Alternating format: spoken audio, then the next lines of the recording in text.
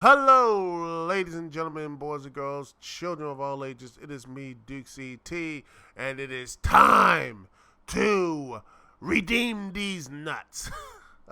Eddie Kingston, never change, because you are a great, great professional wrestler. All right, let's get into this AEW Rampage review, episode 4, and let me tell you, this was a great episode, great bounce back from last week's one-match show. So let's get into it. We have Malachi Black versus Lee Johnson. And, well, this was honestly an extended squash match. Lee Johnson did show some good stuff, especially that nice tope suicida. And, well, I mean, it almost, looked like he, overshot a bit, but it looks really nice. And also, Malachi trying to basically tempt Lee Johnson was good stuff here. Tempting him, but at the end of the day, with that steel chair he brought in. But Malachi is way too, way too high up to take Lee Johnson. You have a shot. He just kicks him, knocks him out, pins 1, 2, 3, and Malachi Black continues his complete destruction of the Nightmare family. And, well, guess who comes out to save the day? Dustin Rhodes. Oh, yes. The Natural. Oh, boy. This is going to be good. And after that, we had a great promo from Dustin. And let me tell you, after all his years, he still keeps, he still has that fire and passion.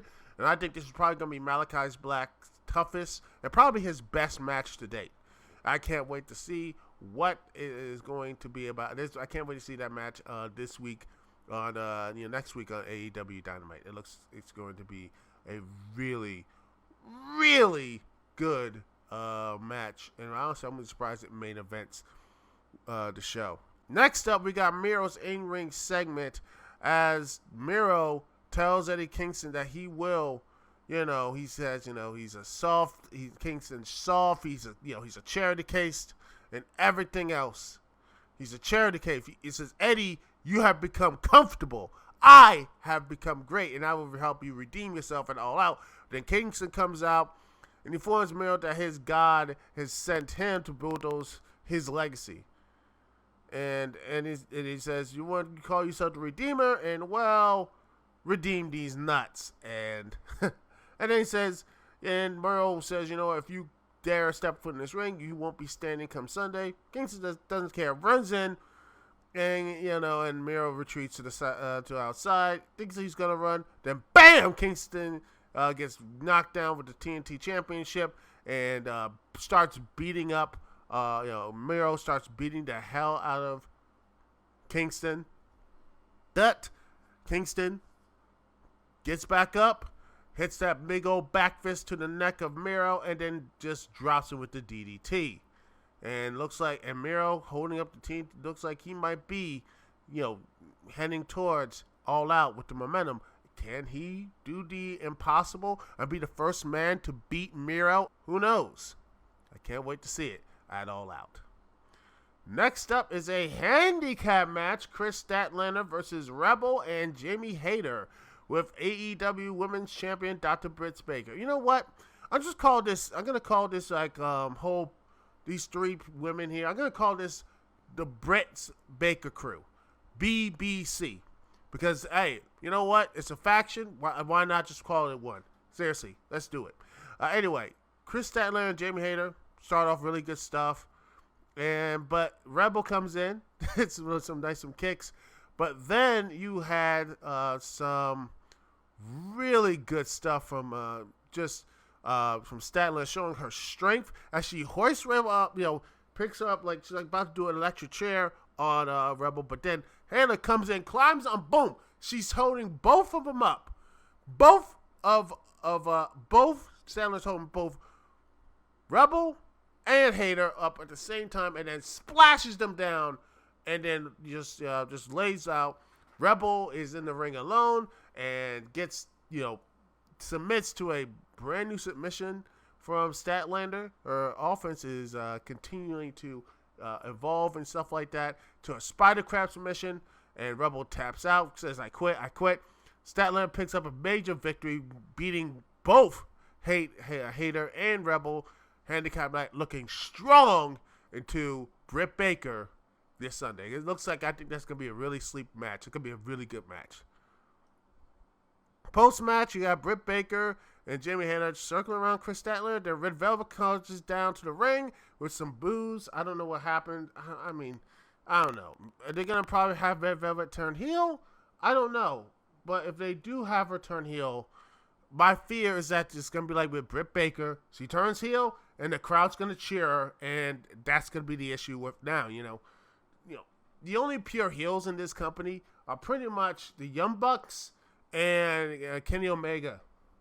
And, Nyla Rose. That's it. I mean, Jay's going to probably get cheered more often soon enough, so I don't know who's going to actually get the boos or whatever, and the major stars and everything.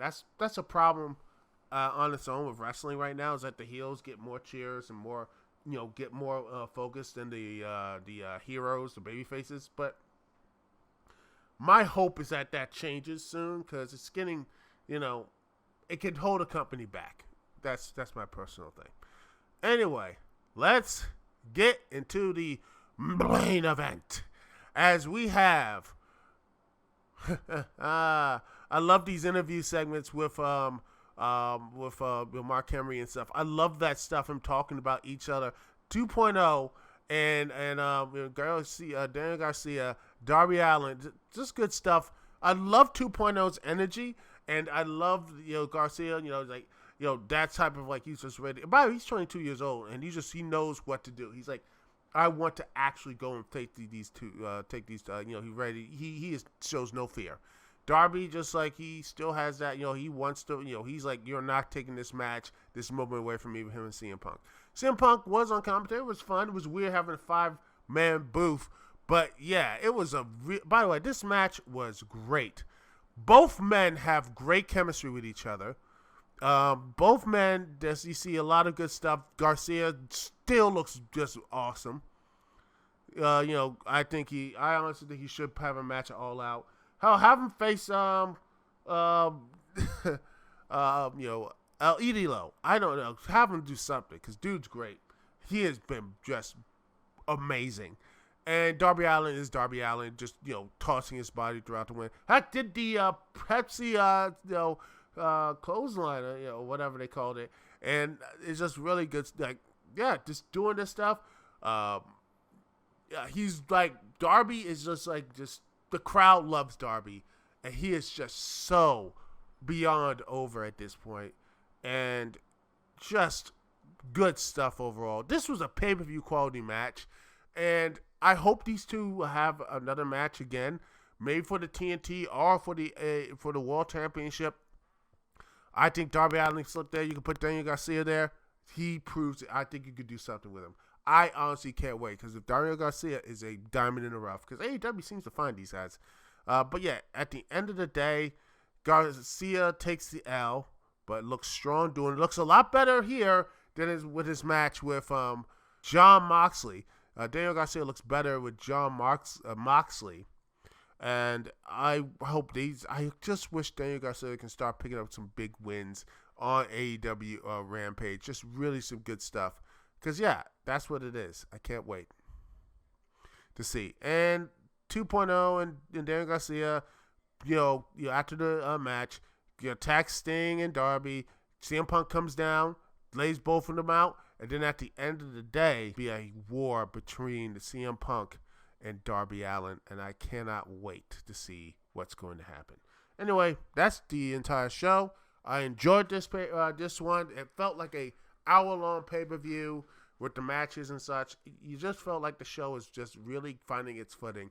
It can have a kind of weak moment and such, but it comes back stronger every time. Thanks so much for listening. Thanks so much for watching. This is Dukes DT here. Peace and love. Don't forget to like this video and subscribe if you want to see more. Anyway, thanks for checking me out. Peace!